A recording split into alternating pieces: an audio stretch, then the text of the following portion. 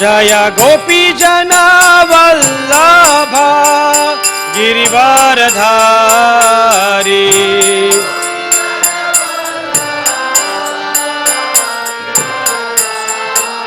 Yashodanandan Braj Janaranjan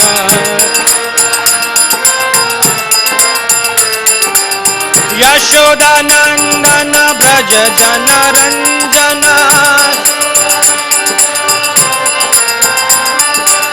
Yashodanandan Braj Janaranjan Jamuna Tirah वनचारी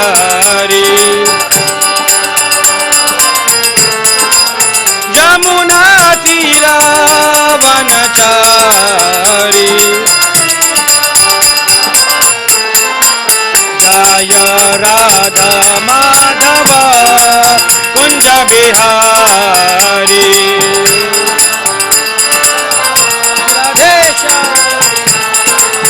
Jai Radha Madhav Kunj Bihari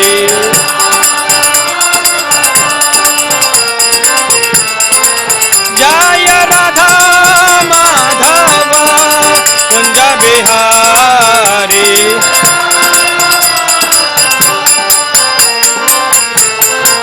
Jai Radha Madhav Kunj Bihari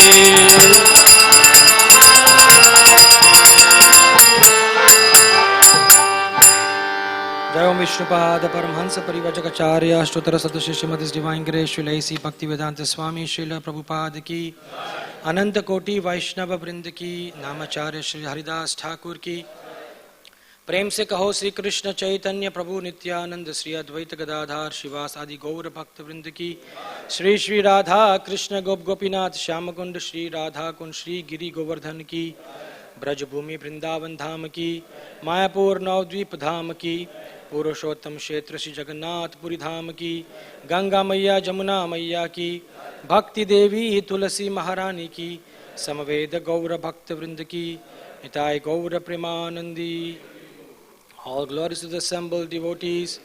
All glories to the assembled devotees. All glories to the assembled devotees. All glories, all glories, all glories to Sri Guru and Sri Gauranga.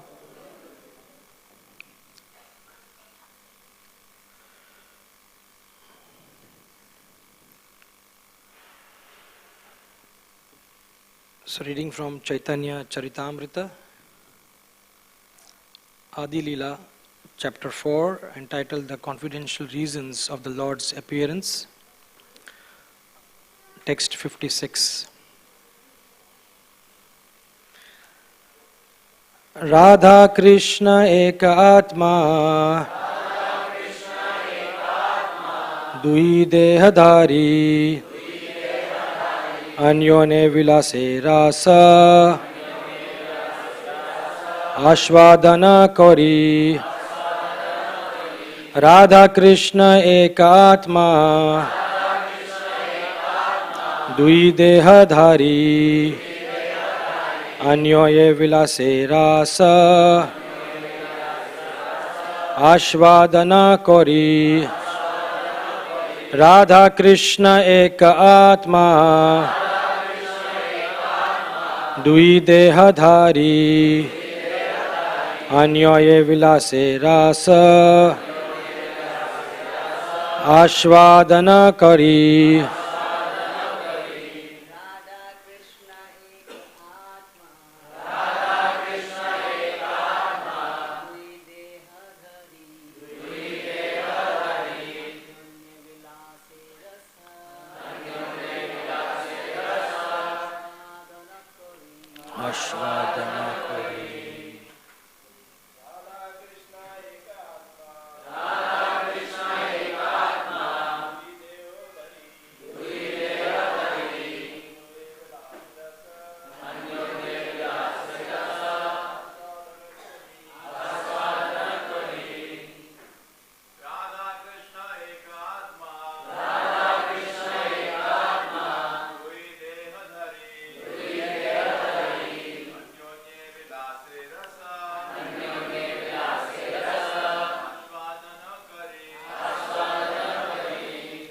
Mataji's.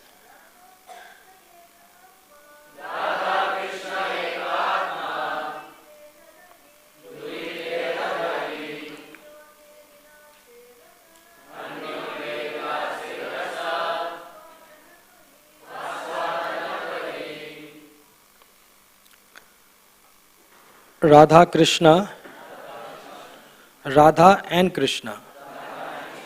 Eka, one. Atma, self. Dui, two. Deha, bodies. Dhari, assuming. Anyone, one another. Vilase, they enjoy. Rasa, the mellows of love. Ashvadana Kari, tasting. Translation and purport by His Divine Grace Srila A.C. Bhaktivedanta Swami Srila Prabhupada. Translation. Radha and Krishna are one and the same, but they have assumed two bodies. Thus they enjoy each other, tasting the mellows of love. Purport. The two transcendentalists, Radha and Krishna, are a puzzle to the materialist. The above description of Radha and Krishna from the diary of Srila Swarup Damodar Goswami is a condensed explanation, but one needs great spiritual insight to understand the mystery of these two personalities. One is enjoying in two. I repeat, one is enjoying in two. Sri Krishna is the potent factor and Srimati Radharani is the internal potency. According to Vedanta philosophy, there is no difference between the potent and the potency. They are identical. We cannot differentiate between one and another, and more than we can separate fire from heat. Everything in the absolute is inconceivable in relative existence. Therefore, in relative cognizance, it is very difficult to assimilate this truth of oneness between the potent and the potency. The philosophy of inconceivable oneness and difference propounded by Lord Chaitanya is only source of understanding of such intricacies of transcendence. In fact, Radharani is the internal potency of Sri Krishna, and she eternally intensifies the pleasure of Sri Krishna. Impersonalists cannot understand this without the help of a Mahabhagavat devotee. The very name Radha suggests that Srimati Radharani is eternally the topmost mistress of the comforts of Sri Krishna. I repeat, the very name Radha suggests that Srimati Radharani is eternally the topmost mistress of the comforts of Sri Krishna. As such, she is the medium transmitting the living entity's service to Sri Krishna. Devotees in Vrindavan therefore seek the mercy of Srimati Radharani in order to be recognized as the loving servitors of Sri Krishna. Lord Chaitanya Mahaprabhu personally approaches the fallen conditioned souls of this iron age to deliver the highest principle of transcendental relationship with the Lord. The activities of Lord Chaitanya are primarily in the role of pleasure-giving portion of his internal potency. The absolute personality of Godhead Sri Krishna is the omnipotent form of transcendental existence, knowledge and bliss in full. His internal potency is exhibited first as Sat or existence, or in other words, as the portion that expands the existence function of the Lord. When the same potency displays full knowledge, it is called Chit or Samvit, which expands the transcendental form of the Lord. Finally, when the same potency plays an pleasure-giving medium, it is known as Ladhini, or the transcendental blissful potency. Thus, the Lord manifests His internal potency in three transcendental divisions.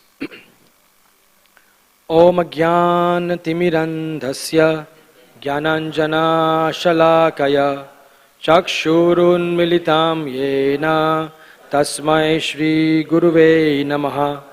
Nama Om Vishnu Padaya Krishna Prestaya Bhutale Srimate Bhakti Vedanta Swami iti namine Namaste Saraswati Deve Gauravani Pracharine Nirvishesha Shunyavadi Paschatya Deshatarine Vanchakalpa Tarubhyascha Kripa Sindhubhya Evacha Patitanam Pavanebhyo Vaishnavebhyo Namo Namaha Namo Mahavadanyaya Krishna Prema Pradayate Krishnaya Krishna Chaitanya Namine Gauratvishe Namaha Panchatattvaakmakam Krishnam Rupa Swarupakam Bhaktavataram Bhaktakhyam Namami Bhakta Shaktikam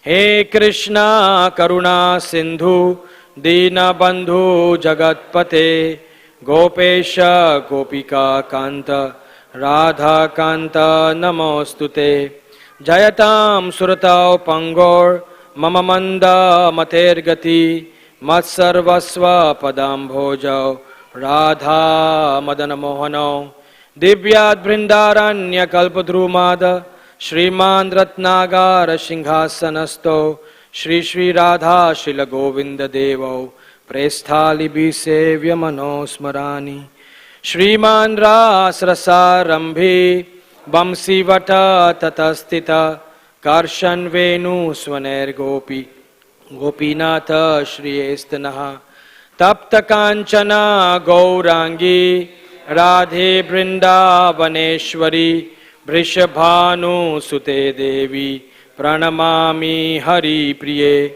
Jaya Shri Krishna Chaitanya Nityananda Shri Advaita Gadadhar Shrivas Adi Gaura Bhakta Vrinda Hare Krishna Krishna Krishna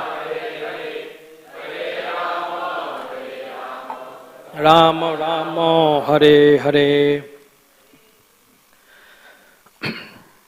Hare Krishna. So welcome for this very, very special, wonderful festival of Radhastami. Very, very holy day.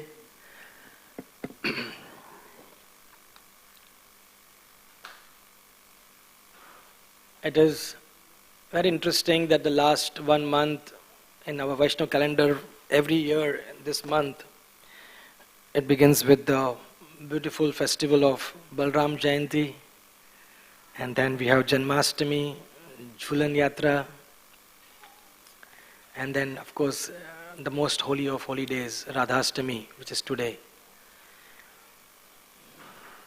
I was just thinking, and I was just sharing, I was talking to one of my senior godbrother few minutes back,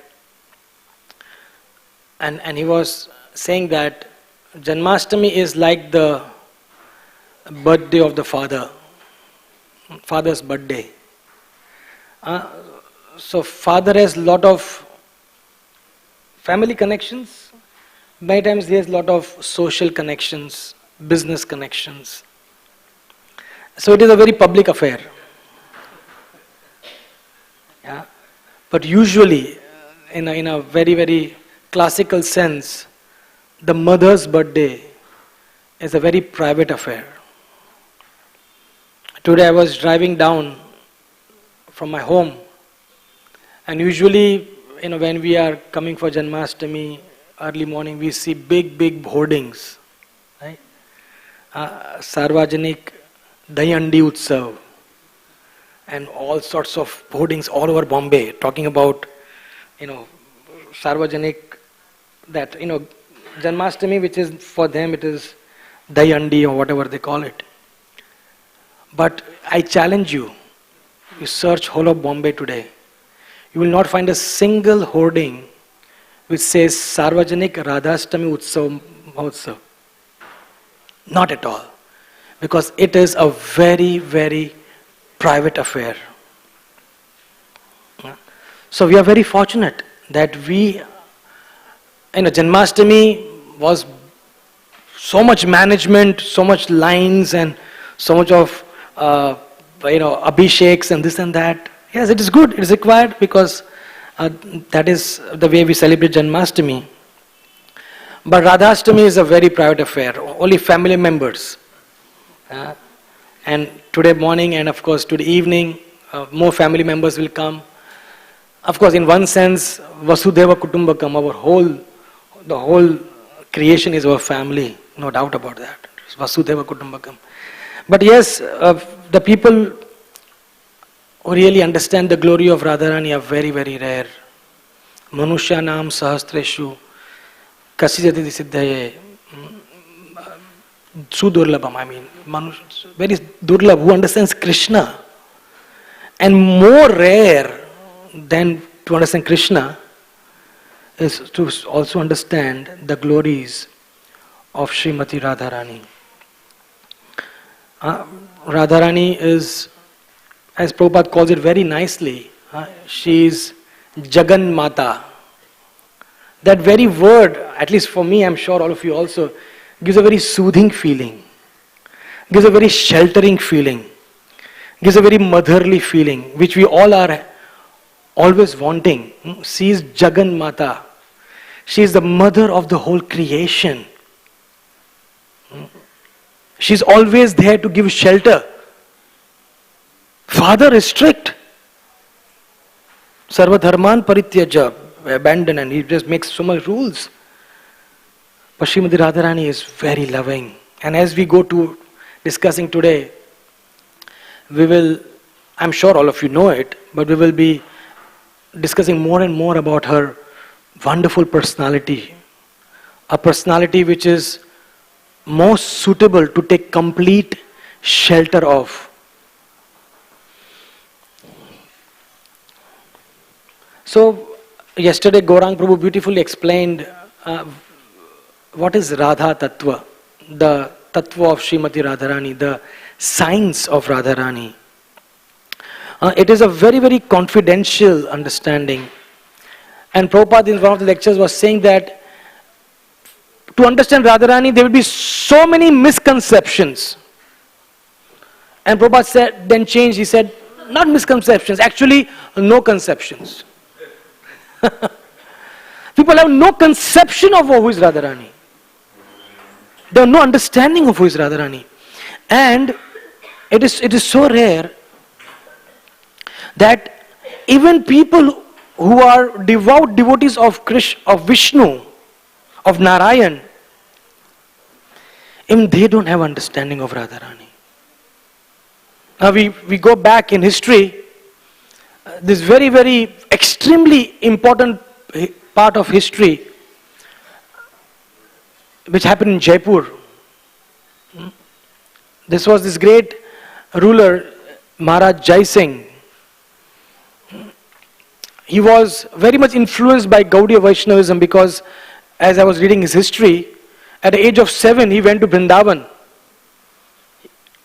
His family was following Ramanandis. The Ramanandis are basically devotees of Narayan. And of course they worship Ram. And there was a great saint in their lineage which says Ramananda. That's why they are called Ramanandis.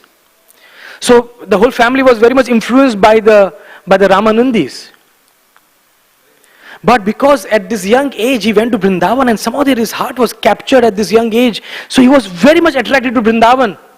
And as he grew, he was naturally very much attracted to the Goswamis of Vrindavan. He was very closely working with Rupa Goswami, very closely working with Raghunath Das Goswami.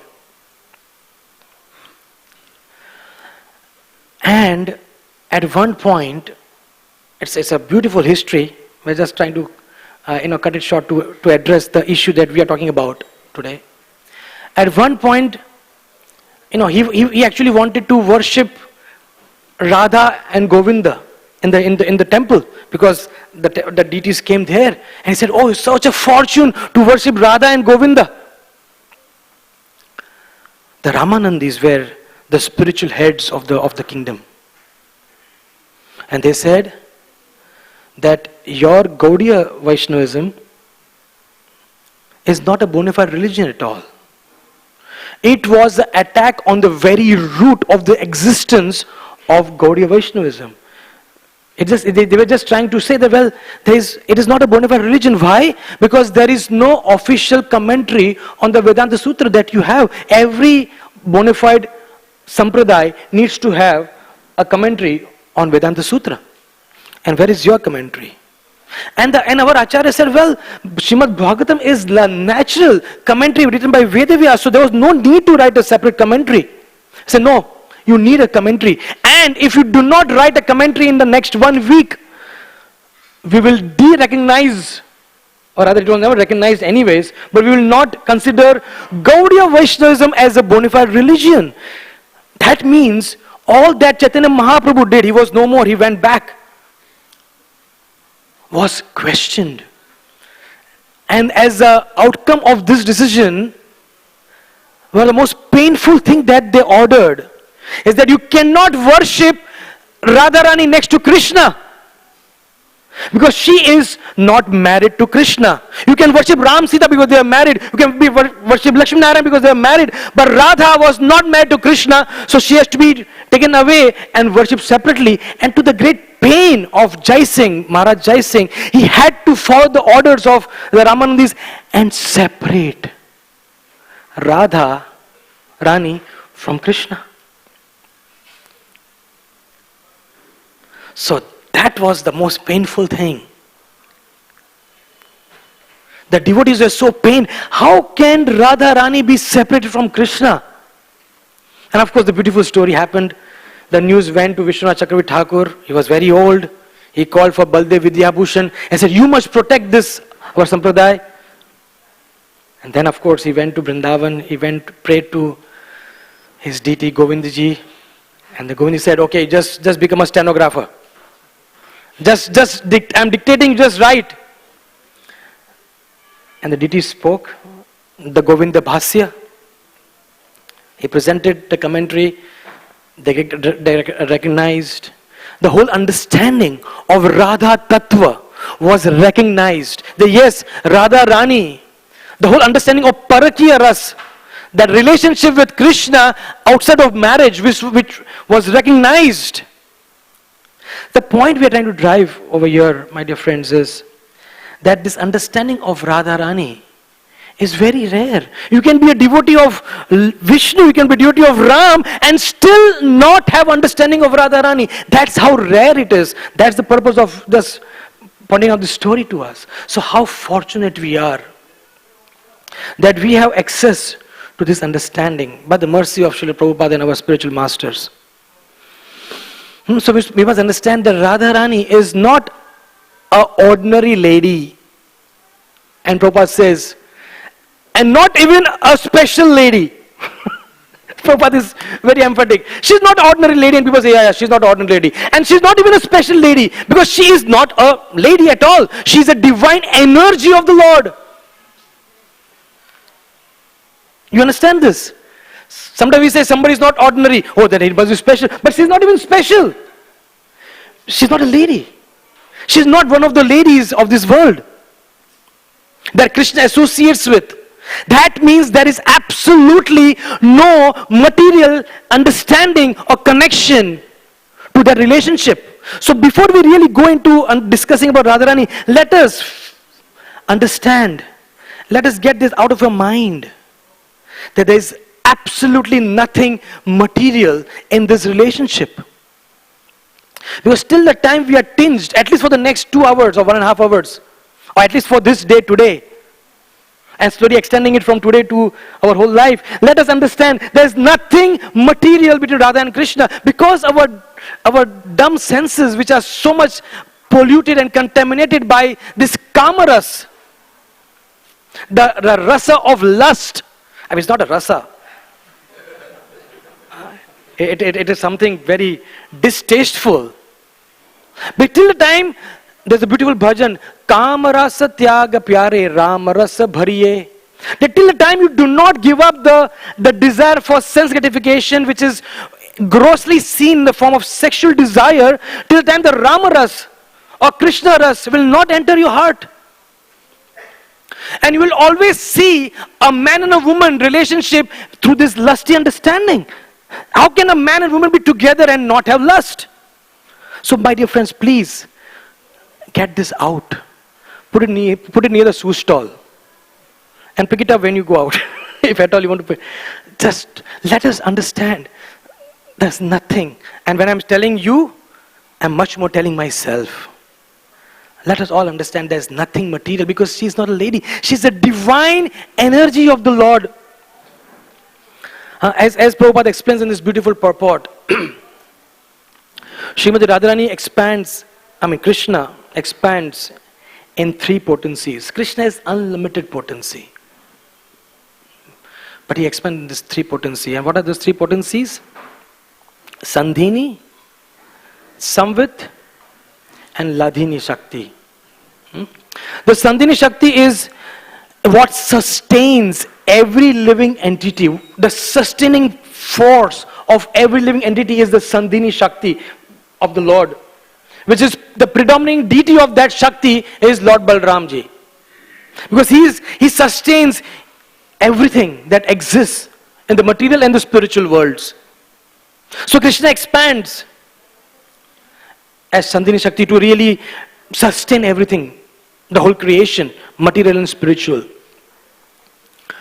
The knowledge acquiring, the understanding of what is the Samvit Shakti, the potency. Krishna expands. You need to know who is what.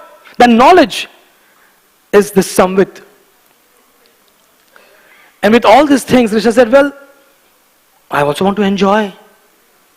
Because the desire to enjoy is the innate nature of every living entity, because that is the predominating nature of Krishna. Krishna wants to enjoy. He is the Supreme Personality of Godhead, the cause of all causes. Shad Aishwarya Purna. With all this opulence, what do? You just don't do nothing. A person makes money, he wants to enjoy with his money, right? So Krishna wants to enjoy. But as I said, Krishna cannot enjoy with anything material because he's completely spiritual. Om Purnamada Purnamidam Purnat Purnam Udachite Purnasya Purnamadaya Purnam Eva Vashishyate.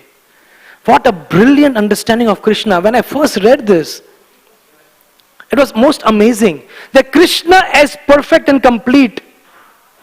Everything emanating from Krishna is perfect and complete. When you remove something from Krishna, that thing which has been removed is perfect and complete, and Krishna also remains perfect and complete. Absolutely against any mathematical understanding. If you remove 2 from 5, it is 3 and 2. Very simple. Right? The 5 cannot remain 5, and the 2 cannot become 5. But what the sloka says, Om Purnamada Purnamidam Purnat Purnam Udachite Purnasya Purnam Adaya Purnam Eva Vashishyate. The word repeated again is Purnam, Purnam, Purnam, Purnam. Hitting ourselves. Please understand, before you understand Krishna, Om Purnamada Purnamidam. Krishna is perfect and complete.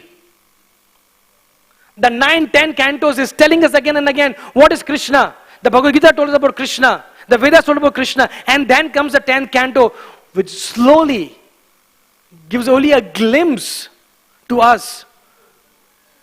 But who is Radharani? That's only a glimpse, not even mentioned clearly. Not even a word is mentioned of Radharani. Her name is not mentioned. A different reason, we'll discuss this as we go further. So Krishna is perfect and complete, and when Krishna wants to enjoy, he has to create something from himself. I remember once, in a lighter sense, one of the sannyasis was mentioning, I said, Maharaj, it's amazing that, Krishna, when he wakes up, he is reading the Krishna book in Dwarka Leela, that he gets up and then he meditates upon himself. Right? Isn't it sweet? I think many of us have read, right? When he gets up, Krishna goes into dhyan and he meditates upon himself. So then this particular leader, he said, what to do? He has nobody else to meditate upon. He's unfortunate. Which is true. He has nothing else. What can he do? He meditate upon himself because there's nothing else. He's supreme. So sometimes being God is not so fortunate. That's why our Gaudiya philosophy is so wonderful. Prabhupada is saying, you want to be God? Why are you breaking your head becoming God? Come to understand the philosophy of Chaitanya Mahaprabhu. You can become, of course, in the right understanding, greater than God. And Radharani, as we go further, we'll understand, Krishna is subservient to her. So Krishna expands himself as the Ladini potency, the pleasure-giving potency of his is Srimati Radharani. So that's understanding of her. She is Krishna, as Prabhupada said in this line. One are enjoying in two. What an interesting line it is, right? One person, how can you enjoy yourself? I mean, just imagine, he said you were alone. Then you want to play cricket. What will you do? You throw the ball and what's the fun? I'm giving a very mundane understanding because, but Krishna cannot enjoy alone, so he has Radharani. And then he expands, Radharani expands into many, many different forms. So the glories of Radharani is beautifully explained by our acharyas also. We will talk about 3 acharyas. Srila Prabhupada, you can all imagine what was the intensity of Prabhupada when he was climbing on the Jaladuta. Can we all understand? His whole life's mission was coming to a beginning when he was climbing the Jaladuta. We have this book, A Lifetime of Preparation. He prepared. And what was he preparing for? To go to the West. And finally, he's climbing the stairs of Jaladuta. That means it was not the end of his mission, it was the beginning of his mission. The mission which was given in 1922. Way back in 1922, he was beginning the mission, I think in the year 1965. 64, 65, 65. Climbing. And as he was in the Jaladuta, we all know what had happened. And as he was approaching, he wrote this bhajan. He wrote this, his heart's feelings. Not knowing that it is ever going to be published. Many times we write the Vyas Puja offering or something. We know it is going to be published in the book, so we're trying to put more energy. Prabhupada never knew that this is ever going to be published. He was this private prayers, private ecstasies. And the line which is called the refrain line. I didn't know what this refrain line mean. Every bhajan has many bhajans have a refrain. What does the refrain mean? So I went to the dictionary. Refrain means the poet or the author wants the audience to repeat that line again and again to know that line is very important. That's why the poet writes the refrain. I mean, I didn't know it for all this. I went and I said, that's the meaning of refrain. The author or the poet in this case is saying that this line is very important and you should sing this line after every stanza because this is very important as per what I am saying because I've written this poetry. And Prabhupada wrote the bhajan and the refrain of that bhajan is Krishna taba punya habe bhai ye punya koribe jabe Radharani khushi hobe Dhruva ati bole to matai. He said, oh brother. This is a refrain, yeah? This is not just one of the lines. This is a refrain. He's saying, oh brother, the Supreme Lord Krishna will bestow virtue upon you. He will bestow virtue upon you. But. Every time he said, the moment the but comes, conditions apply. Right? Moment somebody says, yeah, I'll do it. And then we're waiting for the but. The moment the but comes, we know that, well, there's some conditions. So Prabhupada is saying, Krishna will surely give his virtue to you. But he will do this only when Srimati Radharani first becomes pleased with you. Srimati Radharani ki.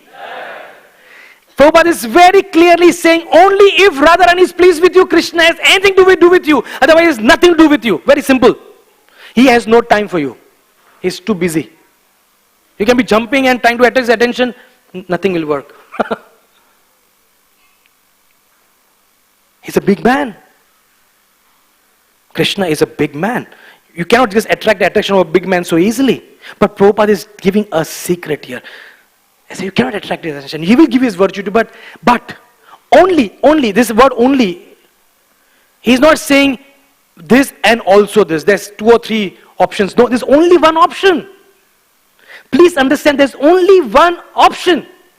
And what's the option? When Radharani becomes pleased with you. This I surely declare to you. Prabhupada is saying with emphasis. This, what is the word? Dhruva ati bole tomatai. Dhruva means firm. This I surely tell to you. Prabhupada is saying this. The importance of Srimati Radharani. Again and again. Only Radharani is pleased. The devotees approached Bhaktisiddhanta Saraswati Thakur while they were at Govardhan. And they were amazed to see the devotion people have for Giriraj, the disciples of Bhaktisiddhanta Saraswati Thakur. And said, Prabhupada, they have such devotion. The people who are doing Dandavat Parikrama here. People are just offering Dandavat Parikrama. And there's some people, they told Prabhupada, Bhaktisiddhanta Saraswati Thakur, there's some people who are doing extra Dandavat Parikrama at one spot, offering 108 obeisances. It's just amazing, isn't it, Prabhupada? Prabhupada said, yeah, this is very nice. Bhaktisiddhanta Saraswati Thakur was in a very his natural Rasika mood at that time. He said, yes, this is very nice. But we have a different understanding, he said. For us, he said, the supreme is Srimati Radharani. And we worship Krishna only because Radharani is very close to Krishna. Of course, this was a very Rasik understanding. He said, yes, people are worshipping Giriraj, which is Krishna, which is very good. But our understanding is Radharani is the supreme. And we have anything to do with Krishna because she loves Krishna. So, of course, the same personality, Bhaktisiddhanta Saraswati Thakur, spoke for 30 days on the first verse of the first canto of Srimad Bhagavatam, glorifying Krishna. 30 days. Yeah. So, of course, he was just trying to show how important is the position of Srimati Radharani in our sampradaya. And then we have this beautiful Acharya. So many Acharyas speak about Srimati Radharani.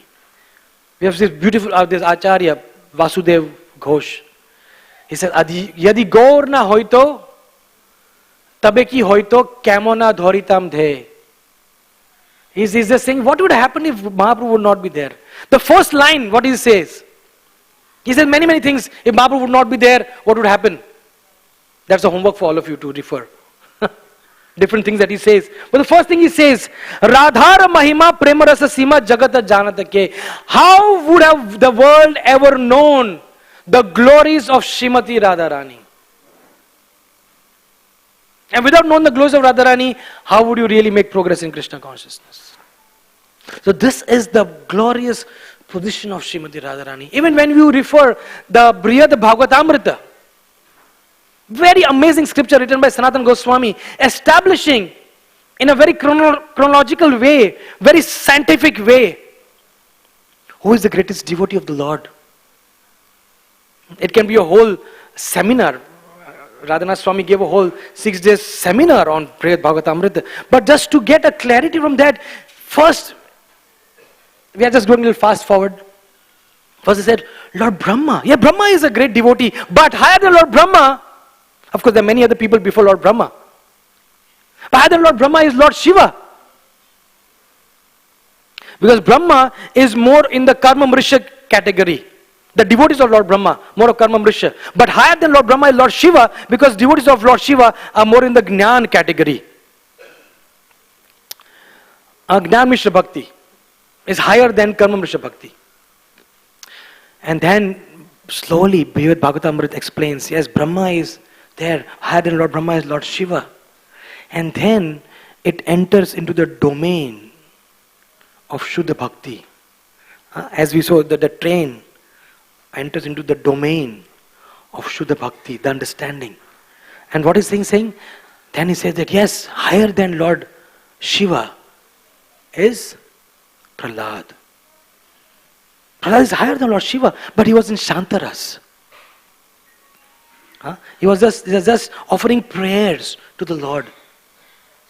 Not much service, but intense prayers to the Lord. Shantaras. But higher than Prahlad. Anybody knows? It's Hanumanji. Hanuman, he is in Dasyaras. Because there was active service involved. He was serving the Lord 24 hours as a servant of the Lord. And as we go further, the higher than Hanumanji were the Pandavas. Because they had Sakyaras with Krishna. They saw Krishna as a friend. But even amongst higher than Pandavas in Sakyaras was Uddhav. It is explained that Uddhav was almost on the same level as the Vatsalya Ras of Yashoda and Nanda Maharaj. But still higher than Uddhav was Nanda and Yashoda, because they were in pure Vatsalya Ras of Krishna. So slowly, the reader, Sanatana Goswami, is taking us through the beautiful, is growing understanding of who are the highest devotees of the Lord.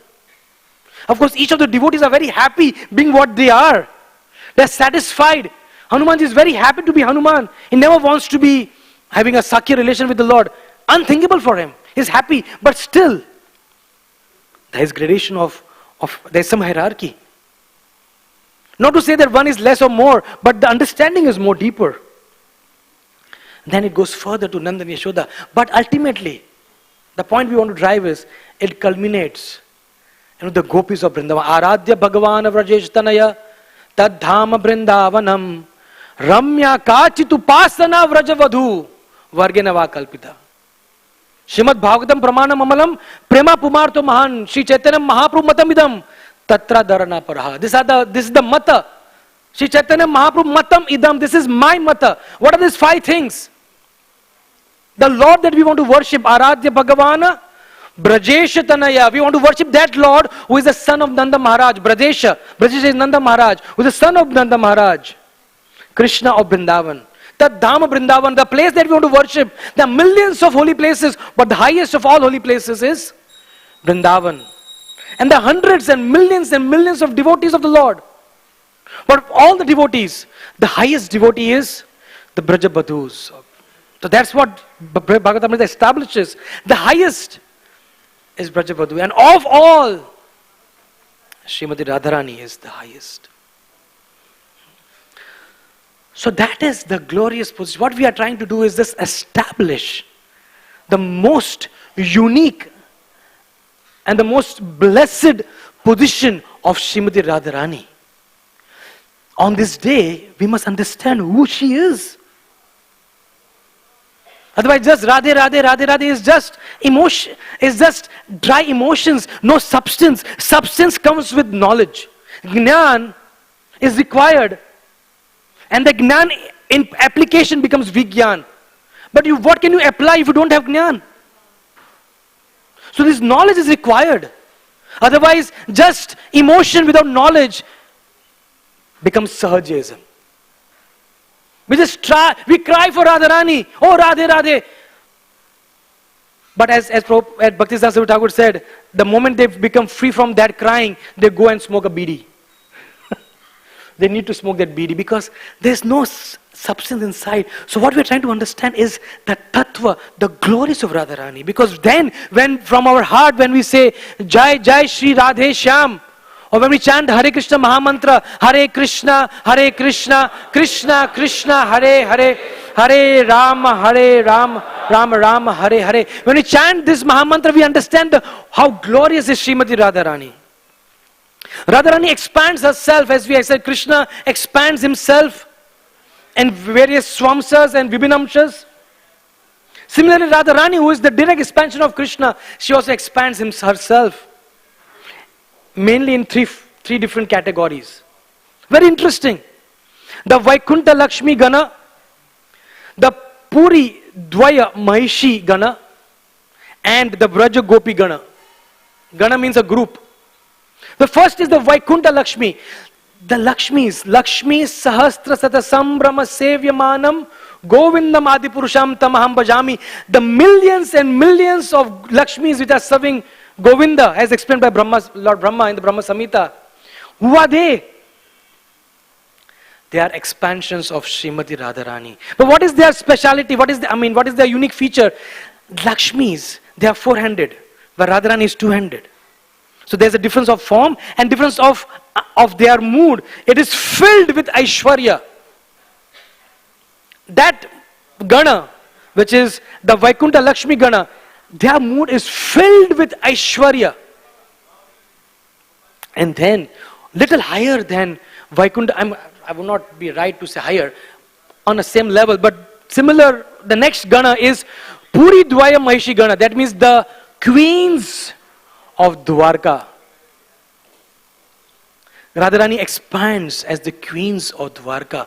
They have love for Krishna, but as our Acharya has explained, that love is shrunken by Aishwarya. They have love for Krishna. The Lakshmis are purely Aishwarya Bhav for Narayan. Pure Aishwarya. Here, the queens, they have love for Krishna.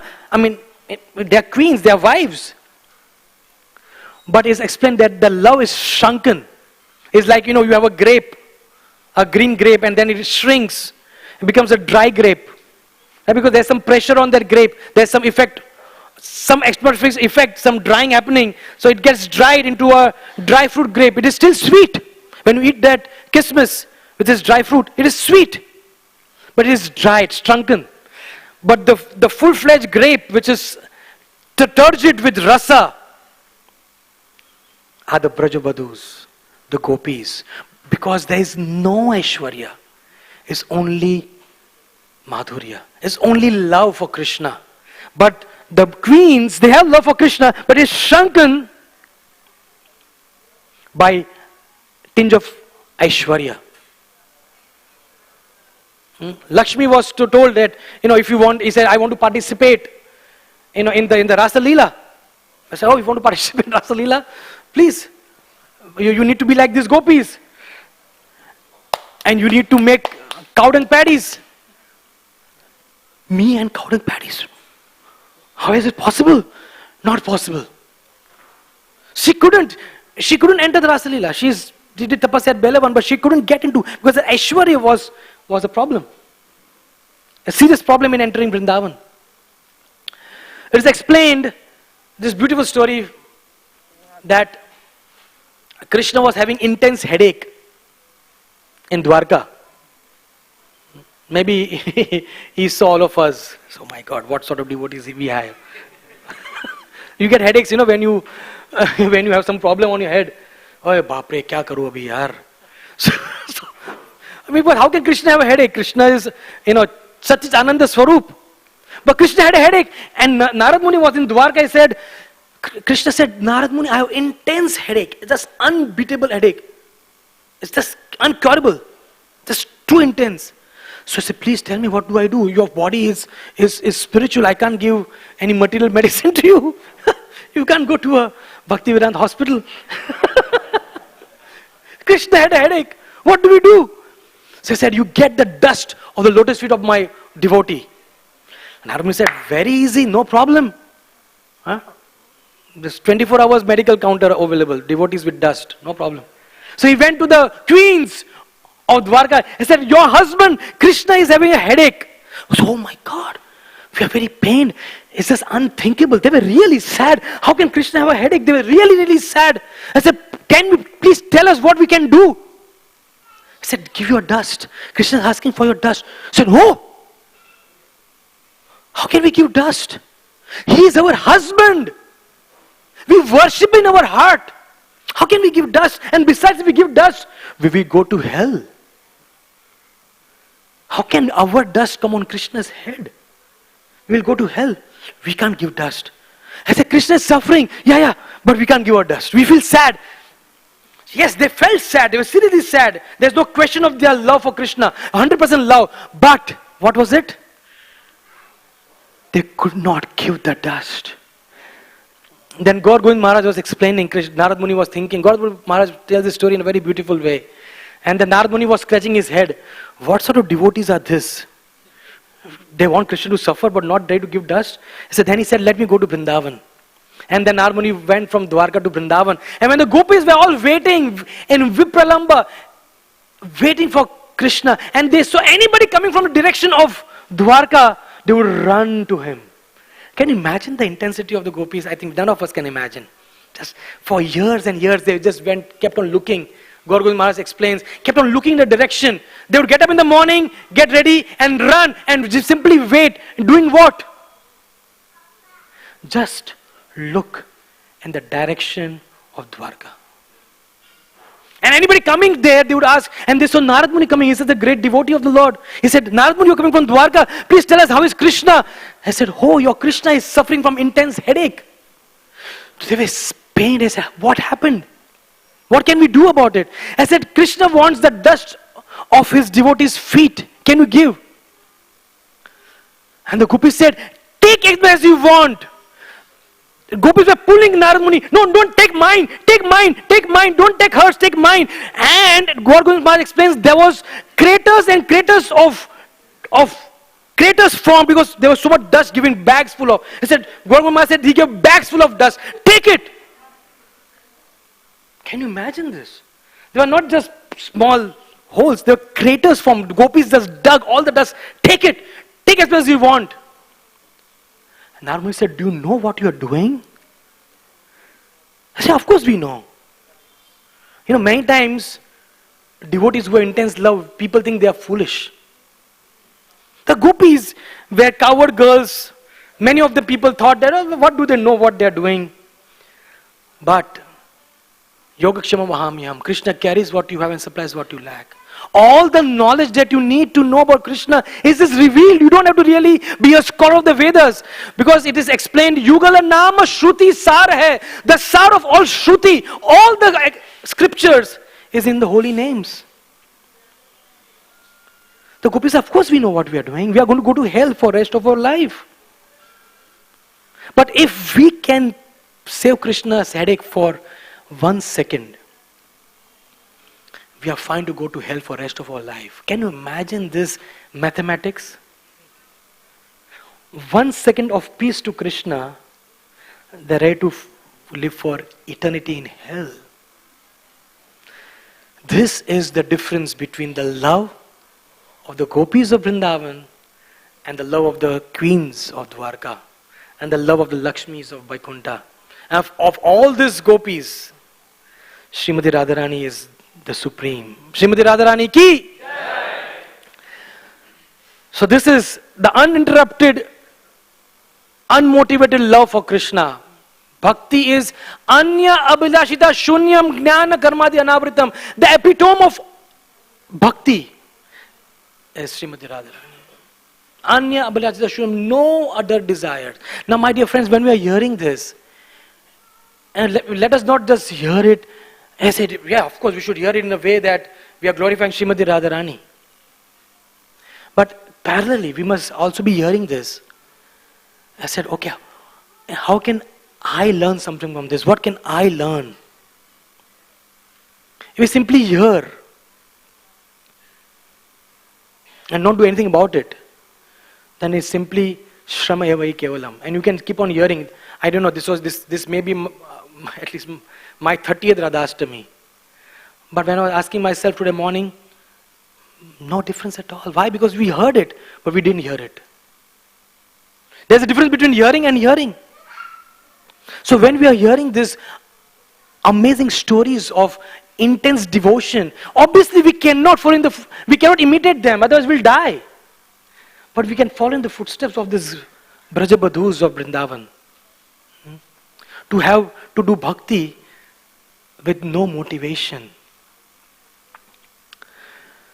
So let us just briefly understand how was the birth of Radharani. Radharani was born in a very beautiful way. There are many different explanations as per the different yugas, the way she appears.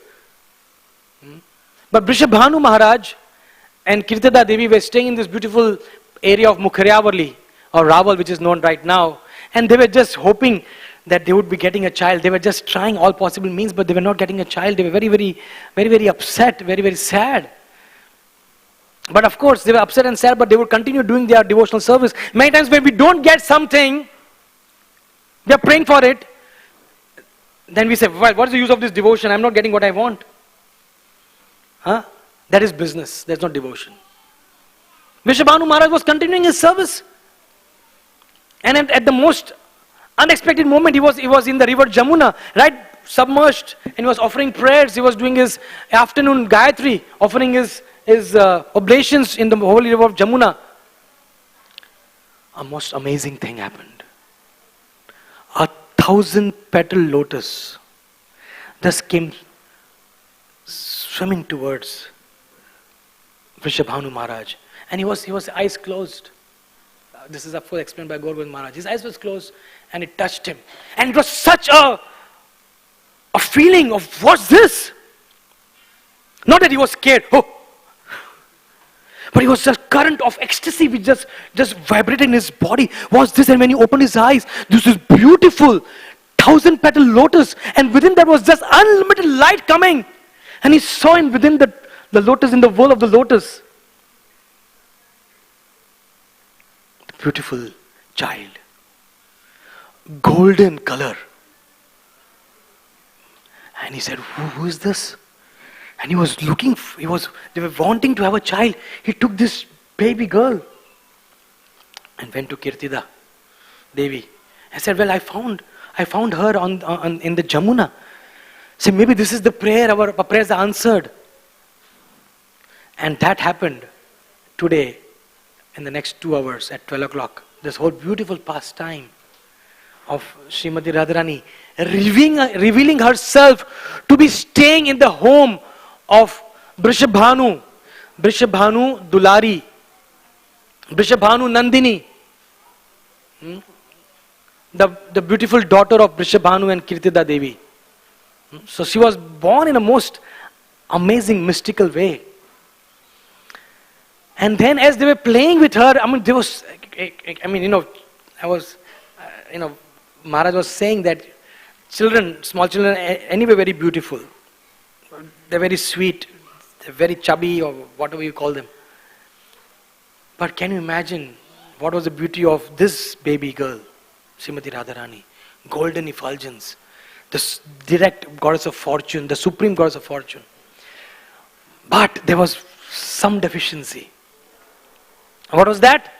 As they saw, they were trying to do things, but she would not see anything, she would not respond to any sense of seeing, she would not respond to anything of hearing, and she would not speak anything. So they were very, very sad. But they were happy to have a daughter, but sad. I said, she is blind, maybe deaf and dumb. So this was the situation of Vrishabhanu and Kirtida. And the moment the Brijbasis knew that there was a beautiful girl which was born at the house of Kirtida and Vrishabhanu, it was festival. Because he was one of the richest Brijbasis. Vrishabhanu was very rich. Nanda Maharaj had richness in the form of Godhan. And Vrishabhanu Maharaj had richness in the form of jewels. And he was a rich man. Of course, what can you imagine if the goddess of fortune is staying in somebody's house? So there was a big festival. And from now on, what we're going to discuss is, what is it that Krishna loves in Srimati Radharani? What is it that we can imbibe from Srimati Radharani's? Let's see Radharani here as a wonderful devotee of the Lord, the supreme devotee of the Lord. And we as devotees, we need to learn something from her. So let us see her in that light. So the first thing that she taught by her example, right from her birth, that she had nothing to do, nothing to speak, nothing to hear, nothing to see, save and accept about Krishna. First teaching of Srimati Radharani.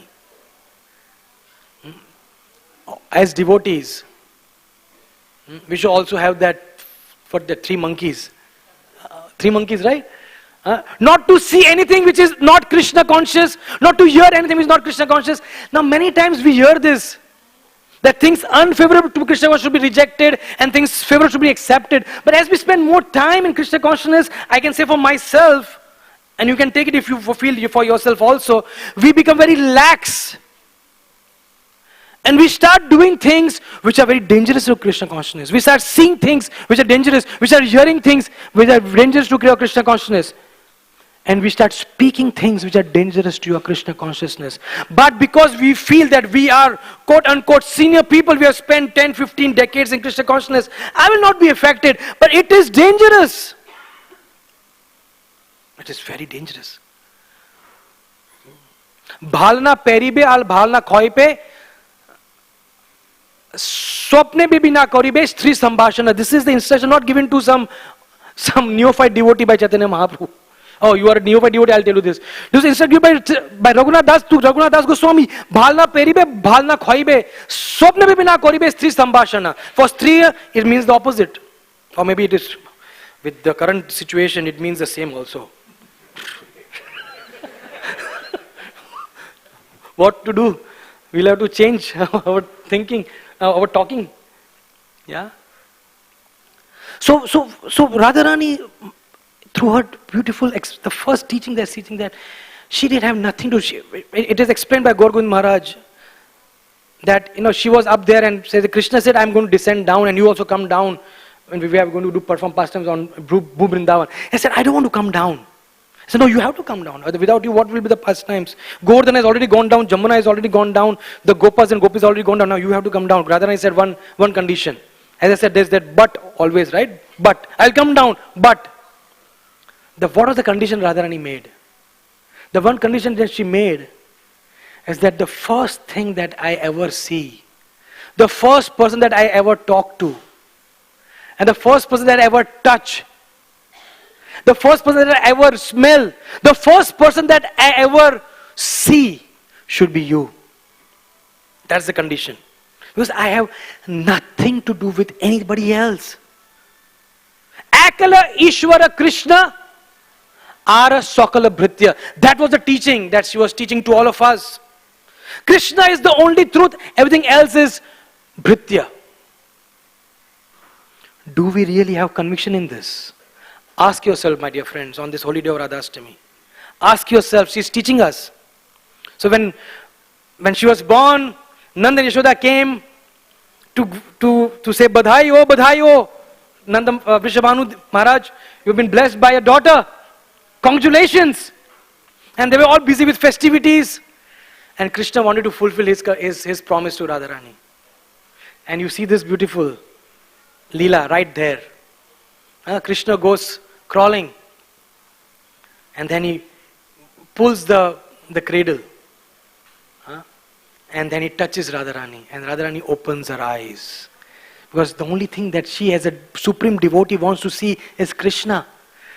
And the only touch that she wants to experience is Krishna. And then Krishna also cried, and Radharani also cried.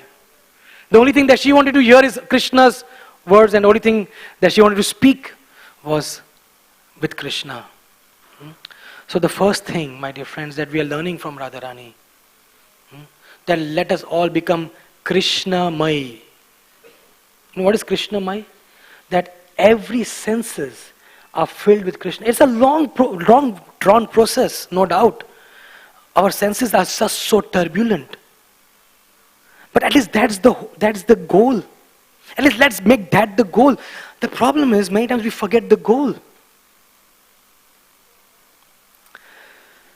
The second important, beautiful lesson, what really endears Radharani to Krishna, something that we can also imbibe, is there's a beautiful statement made by our most wonderful Acharya, Bhakti Siddhanta Sarvabhauma Thakur. It's a very deep statement he made. He said, don't try to see Krishna, but try to serve Krishna in such a way that he wants to see you. And I was in a talk. This was a talk happening in Barsana. Radhanath Swami was giving this talk. And this was the inauguration of the annual I camp many years back. Radharani was inaugurating the Barsana I camp. And for that talk, one of the very great personalities of Barsana, very renowned sadhu, Ramesh Baba, we heard about him in the book also. He was sitting there, with his eyes closed. I was observing both of them. And Maharaj was trying to create a mood of service to Brijbasis. And he quoted this phrase. He said, don't try to see Krishna, but try to serve Krishna and his devotees in such a way that Krishna wants to see you. And believe me, when Ramesh Baba was eyes closed, and when he heard this, he said, wow. That wow from him doesn't happen easily. It was such a wonderful understanding that Bhakti Siddhanta Thakur gave to us. Don't try to see Krishna. The whole world, if they are even Krishna devotees, I mean not the whole world, but majority of people who are Krishna devotees, they want to just see Krishna. And they do all sorts of mental gymnastics to just assume that they saw Krishna. It is so natural, right? Many times people say, I went to Vrindavan, my car was spoiled, and somebody suddenly came from the car and he took me there, and then, so the conclusion we all have to make is Krishna came. I mean, with all due respect, Krishna may be coming, but not that he comes for every stranded yatri in Vrindavan. But here, it's such a natural understanding that Krishna came, I saw Krishna and I do that. I mean, we are just so eager, unfortunately, to see Krishna. But Bhakti Siddhanta said, we don't want to see Krishna. We are just so busy serving Krishna. Like this great devotee Pundalik. Vittal came and said, wait, I'm serving my parents. They are great devotees. You wait here. Great devotee of the Lord. Krishna wanted to see him. Because what is the understanding? That serve Krishna in such a way, serve his devotees in such a way, that Krishna wants to see you. And that is the mood of Srimati Radharani. Krishna was in the forest of Vrindavan one day. And he said, Subal, he's a very dear friend, he's a Priya Narma Sakha, very intimate devotee, friend of Krishna. Subal is one of the very close Priya Narma Sakha. I said, Subal, intense separation from Radharani I'm experiencing. I have to meet her. Now please, my dear friends, I'm going to remind you again and again, there is nothing material about this. I'm telling myself and telling all of us. When Krishna wants to meet Radharani, it is not the mundane love affairs that we see all around. Krishna was experiencing the intense separation from this great devotee. He said, I have to meet Radharani. But Subal said, it is, Radharani is staying in her house. Her mother-in-law and sister-in-law are there. It is full daylight. And how can you meet her now? He said, no, I have to meet her. Otherwise I can't live. I can't survive. I will die. You have to do something. Subal said, my God, this is serious. This is very serious. So then Subal went to the house with a calf and he pushed the calf inside the house in Javat. He went to Javat. Javat is a place where Radharani's, Sasural, his in-laws, Abhimanyu, supposedly her husband, stays there in Javat. So he sent a calf inside, and Jatila Kutila are quite a character in Vrindavan. Quite an interesting character. Both are, as depicted from the paintings, they are quite heavy-bodied ladies, very heavy-bodied, very, very gross features. And he said, hey, what are you doing in our house? Subal said, no, my calf has just ran inside. I want to pick up the calf, and of course they are so heavy-bodied. They say, okay, take it. They don't get up. This Gorgon Swami Maharaj is narrating this beautiful pastime. He said, they didn't get up. I said, okay, take it. He ran straight into the room of Radharani. I said, Srimati Radharani, Krishna has to see you. And I said, but how can I go?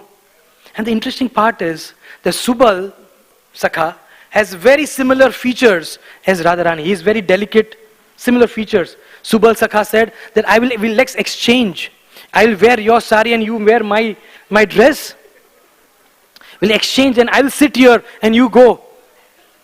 Radharani said, oh, this is a very beautiful plan. So then, she took that calf, she put her on her chest, to cover her chest, and she ran out, and Subal was sitting inside. And then Radharani was dressed as Subal Sakha, and then Krishna said, "Oh, you came, where's Radharani?" I said, "If you don't get her, I'm feeling intense separation from Radharani. Couldn't you manage to get her? What sort of a useless friend are you?" Of course, this was Radharani.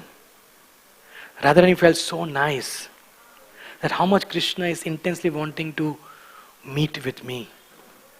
And as explained by Radharani, Radharani came very close by and said, "Krishna, I am Srimati Radharani.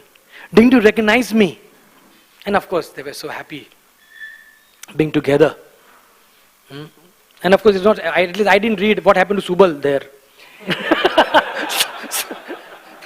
I was trying to find out what happened to him, but I think Krishna would have managed him also, I guess, in some way or the other.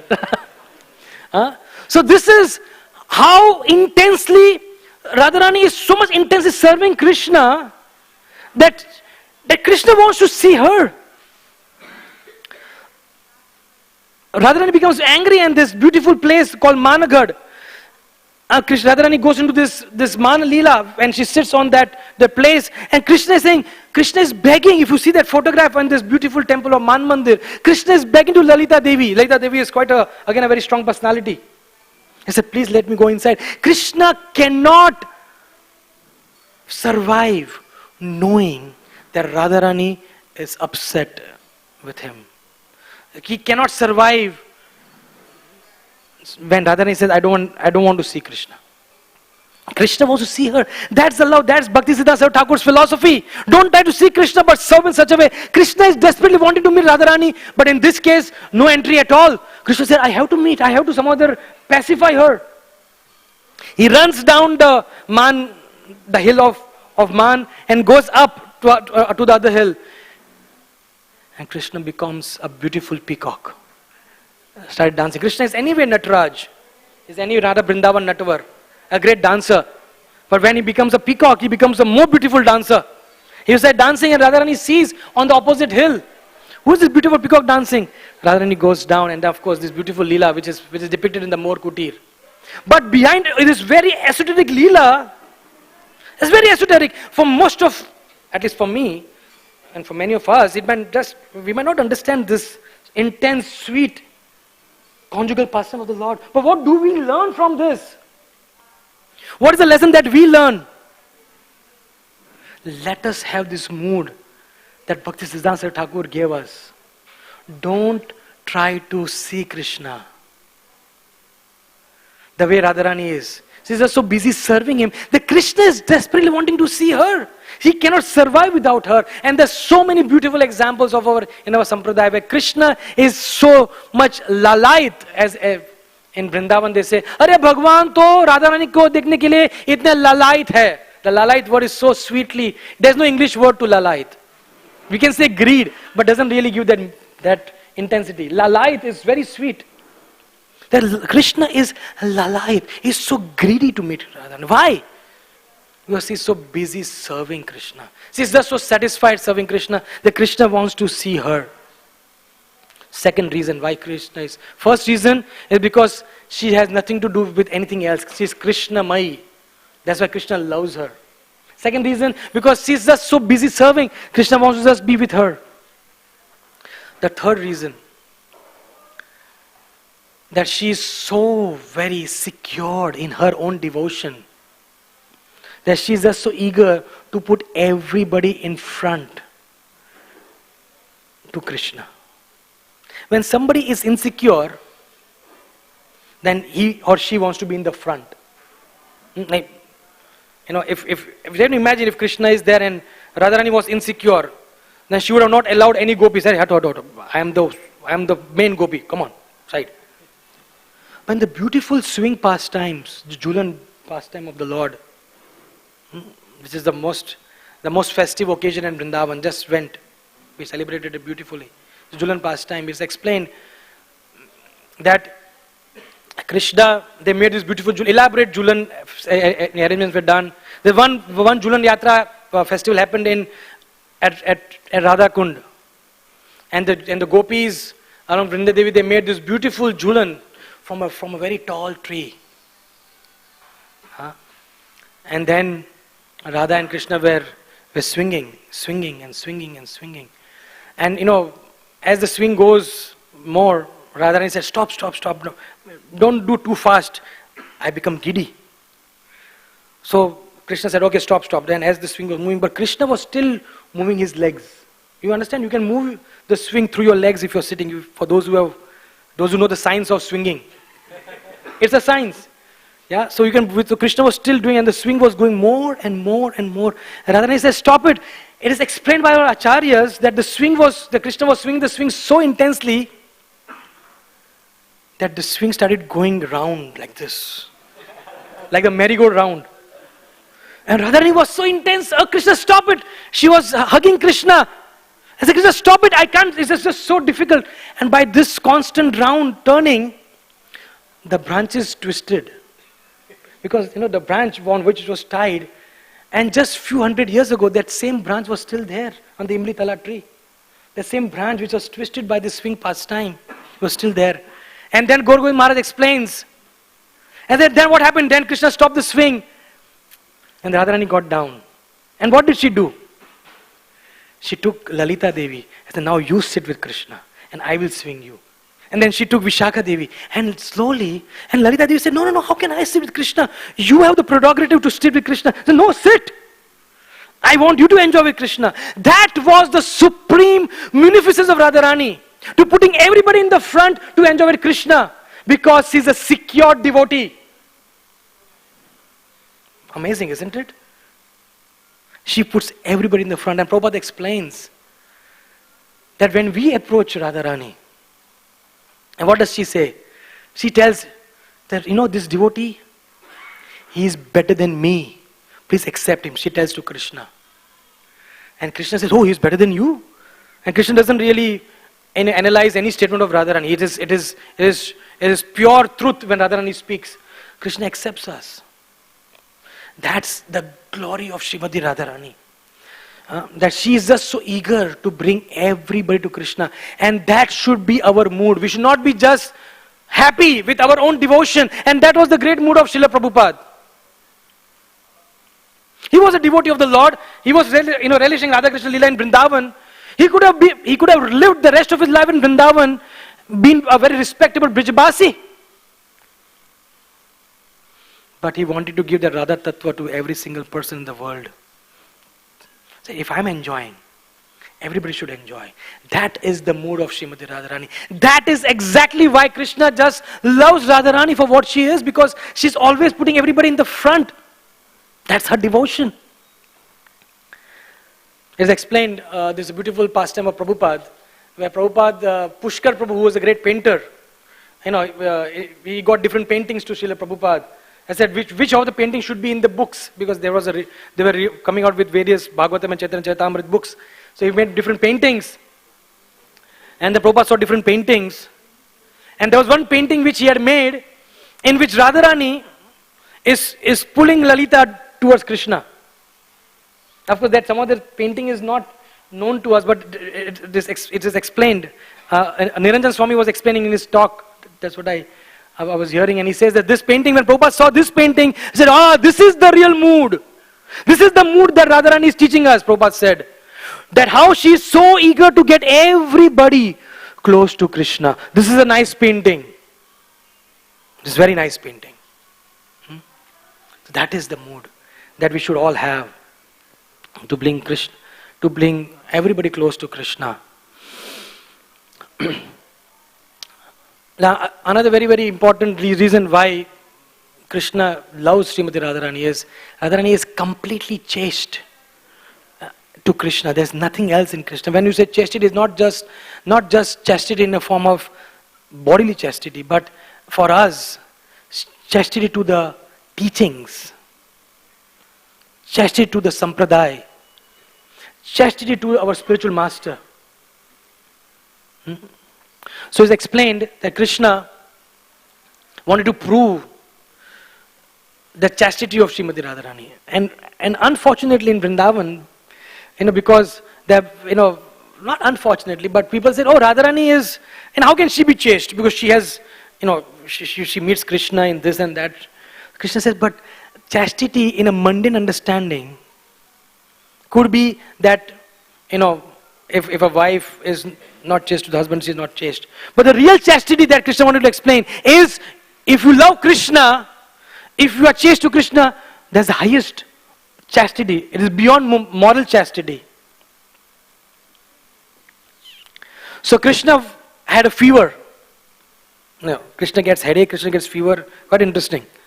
So Krishna had a fever and he told Mother Yashoda that I need the water from the Jamuna. I said, very simple, I'll get the water from Jamuna. What is the big problem? So no, but that Jamuna water should be carried by the most chaste lady in Vrindavan. Oh, that's also very simple, not a problem. I'll find the most chaste lady and we'll ask her to carry it. But no, it should be carrying in a container which has 1,000 holes.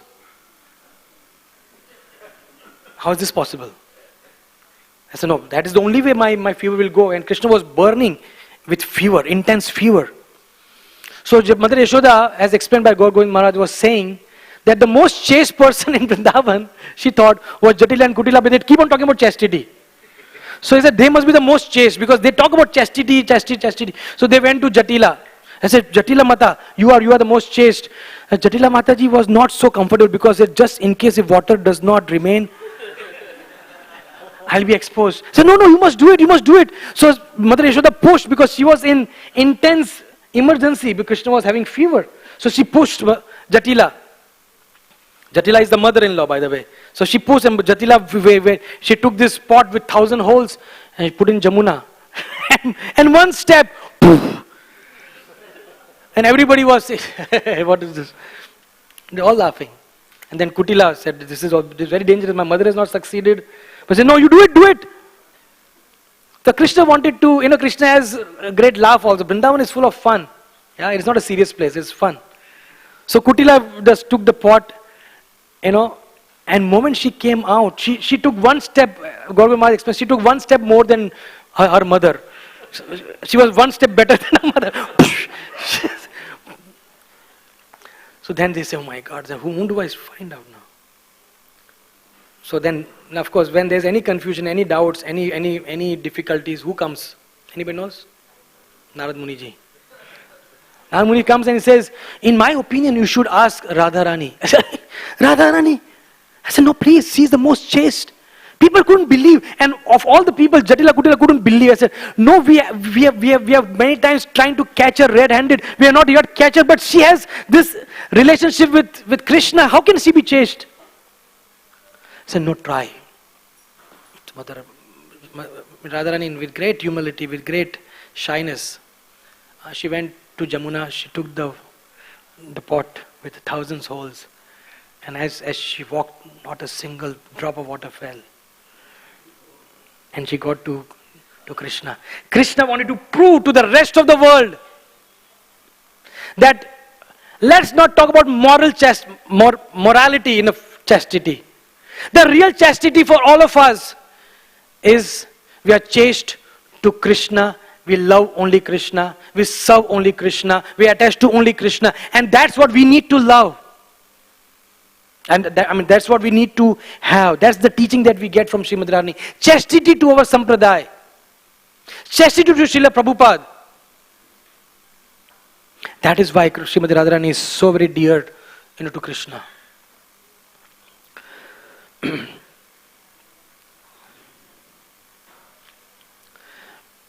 And one of the most amazing things is that this love of Srimati Radharani is so wonderful that she has absolutely no consideration of the external situations or what the material world would say. Many of us, I remember many years, when I was not a devotee, my brother was a devotee. He became a devotee first, Dwarkadish Prabhu. He first became a devotee. And then he would started wearing tilak. And I was his younger brother. We would walk together on the street. And I felt so embarrassed that this man is wearing tilak, and it is not because what will people say? I didn't mind him wearing tilak at home. But what will people feel about it? So I would somehow there jump and rub his tilak. And then I felt nice. Oh, now I can walk with him. Because we are so conscious of people, isn't it? Very conscious of people. The proof of how conscious we are of the way we look is the proof is what we do when we enter the lift. Believe me, I've no offenses. I've seen, many brahmacharis also, making their shikha nicely after they enter the lift. Because we are conscious how we look and, putting the hair. Because the moment we see the mirror, we are conscious of ourselves. The point we are trying to drive is we are very conscious of way we do things, what the world would say about it. But Srimati Radharani is completely, I simply need to do whatever is required to do for Krishna. We don't care what the world says. Of course, as a preacher, being in a preaching movement, we have to consider that also. So there's a beautiful story. Many times we hear, right, that when Krishna plays his flute, the gopis just run. And sometimes the way it is described that, they wear the upper part of the cloth in the lower part and lower part of the cloth the upper part. You wonder, how is it possible? From practical point of view, how can you do that, even if you're in a great hurry? But we cannot have material considerations. The intensity of the love and the attraction of the gopis, we cannot understand because they are not bothered with what the world thinks about them. Because they're just drawn to Krishna. They're simply drawn to Krishna. So one beautiful pastime where Krishna played his flute, he was near Barsana, in a village next to Barsana. Krishna played his flute. And Radharani was just nearby and she came running. And as she was in a great hurry, she wore her clothes properly, but she forgot to put the anjan, the mascara. And Krishna said, what? Why have you forgotten to put? The mascara is an important decoration for a lady. So he forgot to put the mascara. I said, I forgot. Should I go back? I said, no need to go. So Krishna was sitting on the stone and he rubbed the stone. He rubbed a little,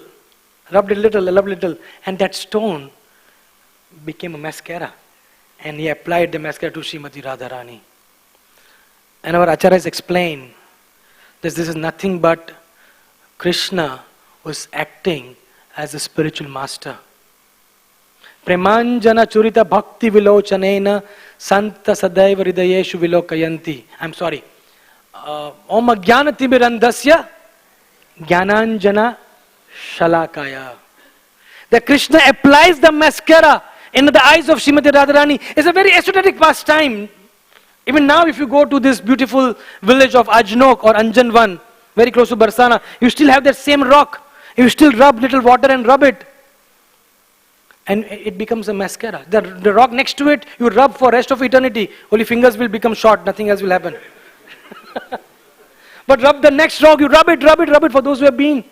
Yeah, you must have seen this place. You rub it, little black mascara. Even now, after 5,000 years, this rock is still lively telling this beautiful pastime. But what does this pastime mean to us? Krishna is not going to apply, he's not going to call us. We are not going to be attracted by the fruit and all this. It's very esoteric. What does it mean to us? That the spiritual master, through the knowledge, he applies the anjan and he opens our eyes to knowledge. That is what Radharani is teaching us.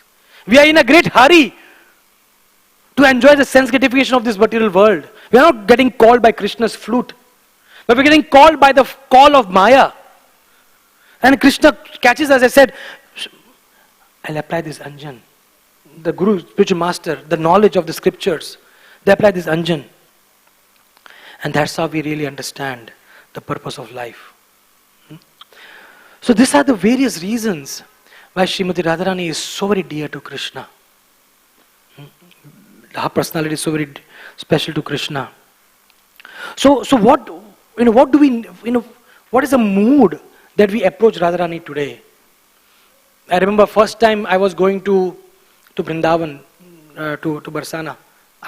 Some other I just happened to be going alone because I was going for the I camp. I came to temple to seek blessings of the deities. This was in the year, some years back. And I met one of the senior brahmacharis of the temple. A very, very senior brahmachari. I said, Prabhu, I'm going to Vrindavan. I'm going for the seva. What is your instruction to me? The first line he said, which was such a piercing line, he said, you are going to Barsana, Srimati Radharani is the sole proprietor of all devotional service. You should beg to her for devotional service. And of course, this is exactly what Rupa Goswami says in the Nectar of Devotion. She is the sole proprietor. Interesting what the designation is given to Srimati Radharani. She is the sole proprietor. Nobody else. Exclusivity of all devotional service that all of us are trying to perform, all of us want to perform, and the only way that we can make advancement in Krishna consciousness is through this service. Devotional service. Who has the sole proprietorship of this? Srimati Radharani. So we should be begging to Srimati Radharani for this service. The real mood, as Radharani explains every time we hear about Srimati Radharani or for Krishna, the real mood is they were coming as intense, desperate beggars. Now why are we using these adjectives for beggars? Because there are some, not so desperate beggars. You don't want to give them, right? If a beggar comes, bakshish, paisa deo. If he's not desperate, you don't feel the compassion to give. But somebody is really desperate. And you can see from their face that they are really desperate. Then you feel like. So if you just approach Krishna, if you approach Radharani and say that, please give me some devotional service. I say, you are not desperate. That's why the right mood that we need to approach Srimati Radharani is intense, desperate. And the desperation will come how? Two ways. Knowing our fallen situation and knowing the merciful, divine situation of Radharani. Two things. If this two combination is there, then the desperation will come from our heart. So devotional service is something very, very, very important. There's a beautiful pastime of Brahmananda Prabhu.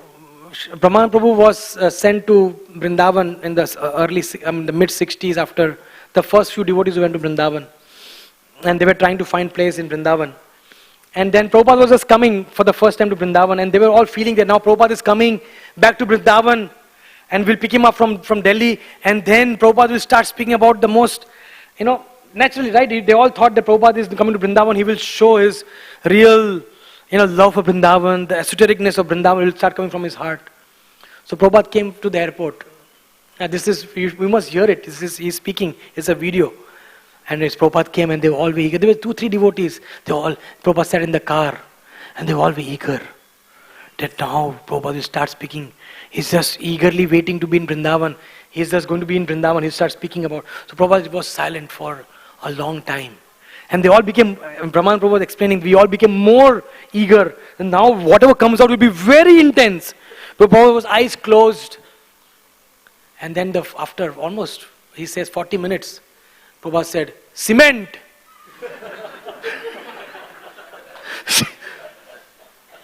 So they all said, what? Prabhupada said, we should protect the cement.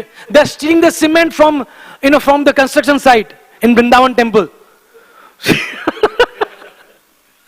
And then Prabhupada spoke elaborately throughout the journey about how they are getting cheated in this. He said that and how they should be just chanting just the minimum number of 16 rounds and just focus on the construction of the temple. Then he explains the Prabhupada was attached not just to the emotion of being in Vrindavan, but the devotion of being in Vrindavan. There's one thing of which is emotion.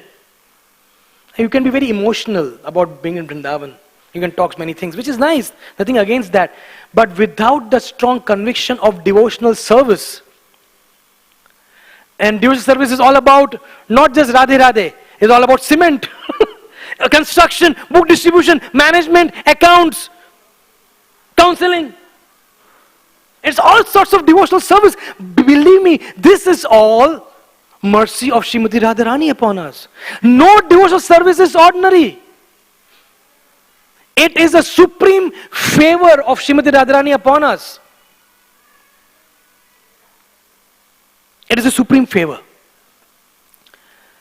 Sajjanananda Swami was explaining very beautifully the way, what happens, just like Jamuna and Ganga flows from the pristine, clean from the Himalayas, right? You have seen photographs, if you have not really gone there also, how clean Jamuna and Saras Ganga are, pristinely clean. But the moment she comes down and there is human intervention and she gets polluted. And then what you see, unfortunately in Vrindavan or other places, is just a polluted Jamuna, polluted Ganges, so painful. So Satyanarayana Swami was explaining that devotional service, whatever that is a direct manifestation of Radharani mercies upon us. But we pollute that devotional service by our desire for enjoying through that devotional service. We tinge it with some ulterior motives that we start having. That if I do the book distribution, my name will be announced and I'll get some glory. Book distribution is a pristine devotional service. But then you mix it with our corrupt mind, our corrupt desires. Then becomes filthy, dirty nala. You understand? So that's exactly what we need to pray. We want to pray that we keep on doing devotional service. Otherwise, as I was thinking, if we think we are doing devotional service, but we are not in the right mood. Because you must understand, this is the International Society for Krishna Consciousness. It is a consciousness-driven society and not an activity-based society. It is not activity-based. It is not what activity you do. It is consciousness-based.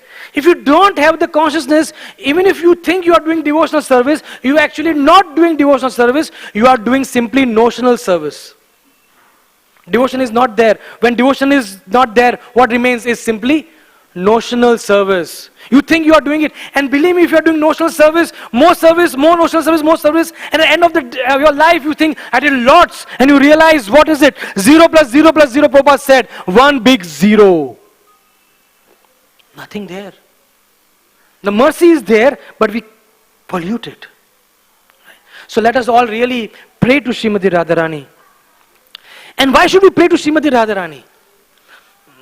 It's explained. It's a beautiful story. Again, because she is Karuna Prem Dayamayi Radhe. Karuna Prem Daya Kripa. All the same synonyms.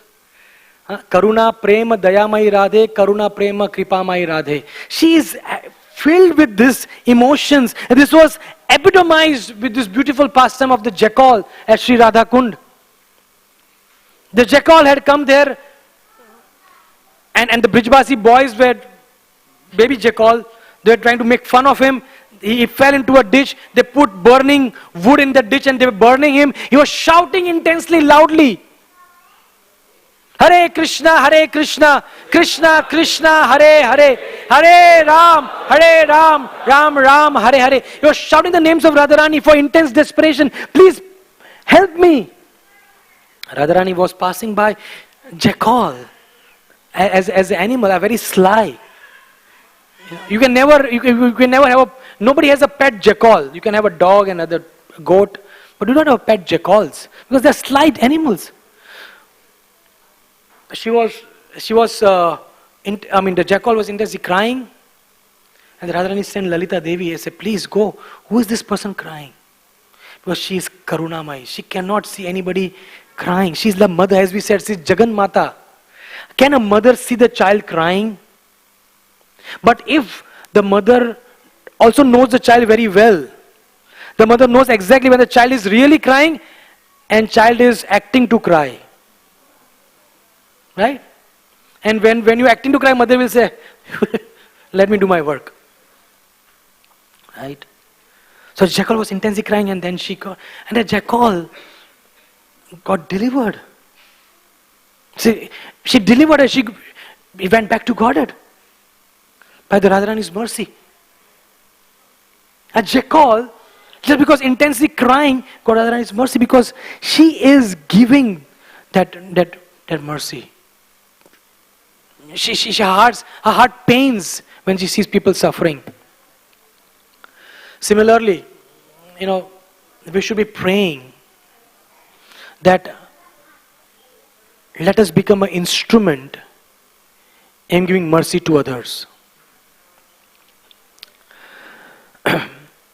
There was one beautiful story of Vrindavan which I heard. There was a village called Sacholi, nearby Barsana. So we go to this village for some seva. And then I always ask wherever I go to this village, these different villages, what is this village about? Is there some special thing that's happened? So yeah, there's a Sacholi Devi here. The temple of Sacholi Devi. I said I have a lot of seva, I don't have time. I just offered from far. I said, "Hey, Radharani ka mandir hai." I said, "You said Sacholi Devi." I said, "No, there's a beautiful pastime." I went to the temple and then they told a beautiful pastime.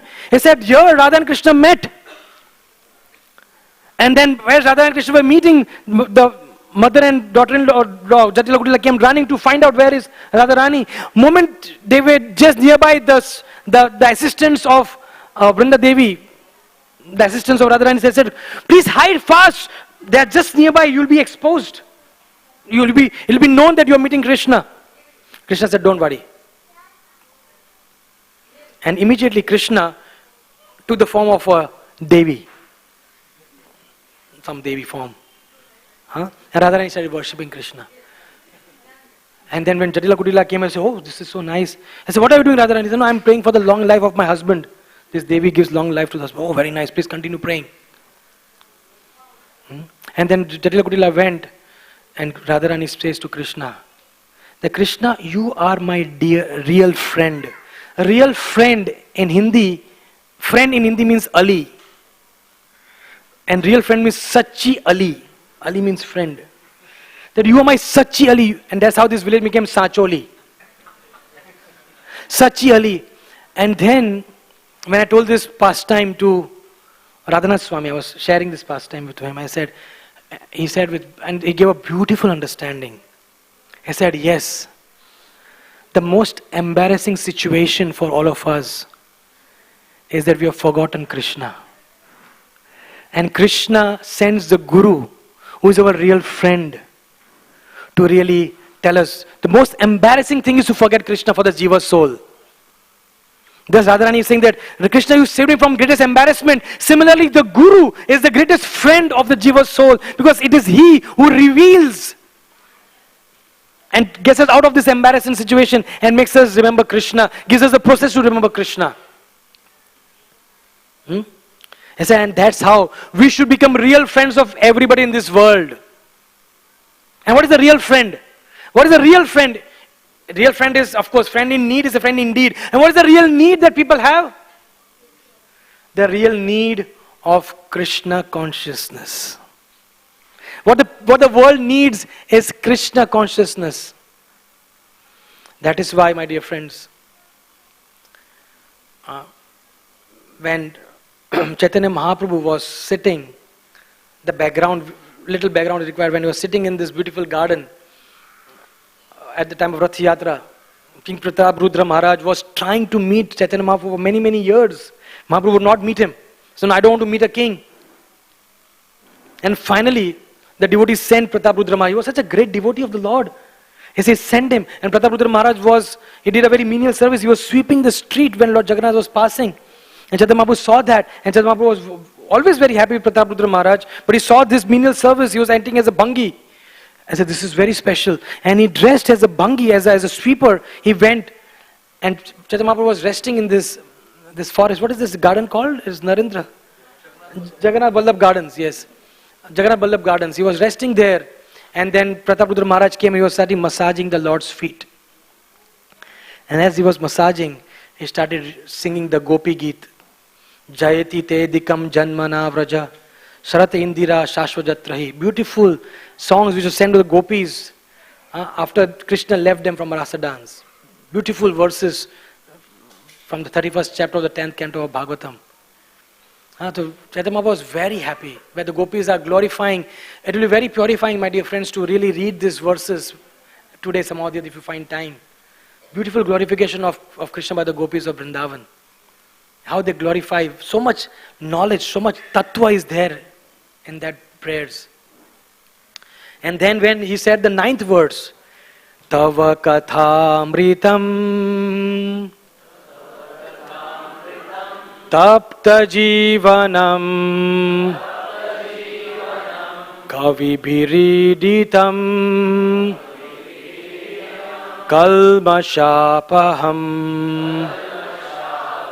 Shravanamangalam Srimadatam Bhuvi Grinannati Ye Bhurida Jana. So when he sang this, Chaitanya Mahaprabhu jumped up.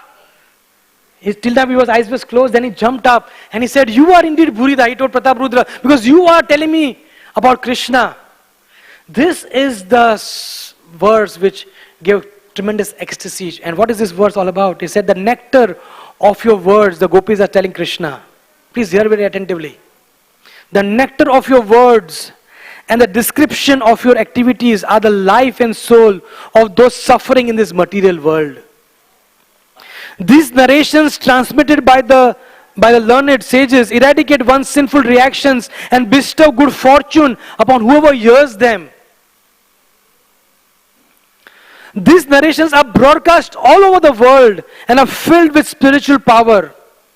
Certainly, those who spread the message of Godhead are most munificent welfare workers. Chaitanya Mahaprabhu was in the mood of Srimati Radharani, was relishing the Gopi Gita in the mood of Srimati Radharani. When he heard this, he became ecstatic.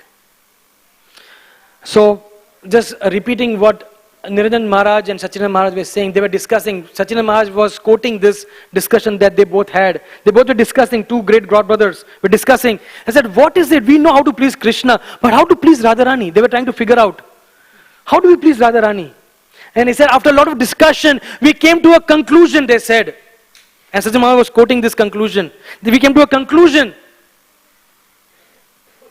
that the way we can please Srimati Radharani is to give this mercy of Krishna to as many people as we meet in this material world. Because she is Dayamai. She as a mother wants all her children back. And if we become that munificent welfare worker, Bhurida Jana, in our own small, medium, moderate or big way, whatever way we are, an ant or Hanuman, whatever small or big service we can do, in our own way, we can be that agent of Srimati Radharani, an agent of Srila Prabhupada, agent of our spiritual master, in giving this mercy. They said, it was their conclusion, that is the best way we can please Srimati Radharani. There's no other way we can please Srimati Radharani. And that is all prayed today. I was just thinking that if you go to Vrindavan, Srimati Radharani, Radha Shyama Sundar, very beautiful, extremely charming. She attracts all the living entities by her beautiful charm. After getting attracted to Radha Shyama Sundar of Vrindavan, then she blesses us in a form of Radha Ras Bihari. Radharani is like this. And then, the most unique way, at Radha Gopinath, after attracting our hearts, after blessing us, she will offer us to see Gopinath. In this very unique pose that we have of Radharani here, she's offering this beautiful garland, and through this garland, she's actually offering all of us at the lotus feet of Gopinath.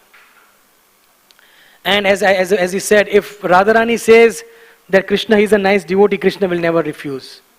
You cannot approach Krishna through your all sorts of gymnastics you can do, spiritual gymnastics. Krishna is not impressed. But one word of Radharani. Prabhupada says, Radharani will beseech on your behalf. What a beautiful word. She will beseech on our behalf. Every lecture I read of Prabhupada on Radhastami is all about this. Krishna is Madan Mohan, but Radharani is Madan Mohan Mohini. Rupa Goswami writes in the first chapter of the Nectar of Devotion, right? The first 2 pages. It says very clearly. Krishna is Madan Mohan, but Radharani is Madan Mohan Mohini. Krishna is attracting Cupid, but Radharani attracts the person who attracts Cupid. She controls Krishna by her love. If she tells Krishna, this devotee is very nice, Krishna will accept us. So that's why Prabhupada was in his lecture saying, that's why devotees of Vrindavan, they say, Jai Shri Radhe, Jai Shri Radhe. The mood of Vrindavan is that we want to approach Srimati Radharani. Because if Radharani, as Prabhupada said, Punya koribe tabe Radha Rani khushi hobe. If Radharani is happy, you are delivered. No problem. So today, and not just today, but I'm sure all of us are trying to be devotees in this mood in the past, today, in the present, and we're hoping and praying and seeking blessings of the Vaishnavas. Because Radharani's blessings, the most powerful, as Gauranga Prabhu was beautifully explaining yesterday, the most powerful thing, the most hard thing to crush is ego. It is not even diamond. The most hard thing to crush is ego. And the most powerful thing that crushes the ego is Vaishnav Kripa. And Vaishnav Kripa will come when we have mercy of Srimati Radharani. So let us all, and it is vice versa. If we have Vaishnav Kripa, we have mercy of Radharani. If we have mercy of Radharani, Vaishnav Kripa is there. So today is the day, I repeat, that it's a day to have the mood of intense beggars. I don't know what it means, but hopefully by your blessings, I will understand the mood. I'm just simply repeating what we have heard. But it's a mood of begging, realizing our desperate situation. Now that we have embarked on this journey of the spiritual life, you can't go back. It's impossible to go back, right? It's just too, we can't enjoy going back. So Krishna has really created a big problem for all of us. And we don't want to be Trishankus, just dangling in between. So let's go forward, full speed. And the way we can go full forward and perfect our life and become wonderful servants of Srila Prabhupada is that we try to beg for the mercy of Srimati Radharani today. And the mercy of Srimati Radharani is directly available by the mercy of Srila Prabhupada and our spiritual master. Because spiritual master is the representative in our life of this divine personality, Srimati Radharani. In the Guruvastak prayers we say, Shri Radha Kama Dhavayor Para Madhurya Leela Guna Rupa Namnam Pratikshanasva Dhanulolupasya. Pratikshanasva Dhanulolupasya. Lolupasya means greed. The spiritual master is greedy. Every Pratikshana Aswadana Lolupasya. He is relishing greedily every second of Radha Madhav's wonderful pastimes, because he is a wonderful representative of Shri Radha and Krishna in our lives. Srila Prabhupada is a wonderful representative of Srila Prabhupada in our life. So I can simply say the prayer that Radharani Swami told us to repeat many, many years back. Let us pray for genuine humility and genuine gratitude. Let us pray for real spirit of determination and surrender to execute Krishna consciousness. Let us all pray that someday we get the taste of chanting the Maha Mantra and share the same taste with others. And while we try to spread the mercy of others, let us parallelly take devotees, those who are already devotees, to take care of them also. Because many times we are just so busy thinking of outsiders. Poor the devotees who are there already, we need to protect them also. Let us pray for humility, genuine gratitude, determined spirit, and determined feeling of surrender, taste for the holy names of the Hare Krishna Maha Mantra. Hare Krishna, Krishna Krishna, Hare Hare, Hare Ram, Ram Ram, Hare Hare. And let us be eager to spread this message to as many people as possible. Burida Jana. Let us become that most munificent welfare worker in our own small little ways. And as part of being munificent, spreading this mercy, also be very, very cognizant. Let us be very, very aware of the needs of our fellow devotees to protect them. Because while we attract people to the mission of Krishna consciousness, it is equally or rather more important also to protect those who are already taken shelter of Krishna, to protect their faith, to give them the right nourishment, in whatever way we can do to really create a beautiful community of devotees in Radha Gopinath and in ISKCON society and world at large. And as I said, Radharani is attracting us at Radha Shyam Sundar, she is blessing us Radha Ras Bihari. But let us all pray to Shri Radha Gopinath that we become one of that small petal, or whatever way, that she offers to the lotus feet of to Gopinath, and she said that Krishna, this so-and-so devotee is very nice, please accept him. And then once you get the mercy of Radharani, then as explained in Vrindavan, Tumhara beda par ho gaya. Kar lo beda par. Radhe Alvelish, the beautiful song is there. Beda par, you will be delivered. So I think that's what we are seeking today. The mercy of Srimati Radharani, the mercy of spiritual master, and the mercy of the Vaishnavas. I thank you very much. Hare Krishna.